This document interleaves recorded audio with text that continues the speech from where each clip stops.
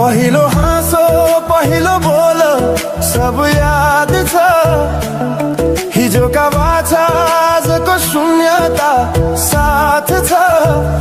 जीवनको रंग नै हरायो अचानक,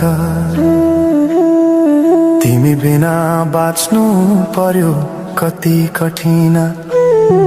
हावाको लहरमा सुन्छु तिम्रो आवाज, शून्य कोठामा प्रतिध्वनि जस्तो गाजा। सम्झनाको बादल मनमा जम्छ, रातको निद्रा फेरि कहाँ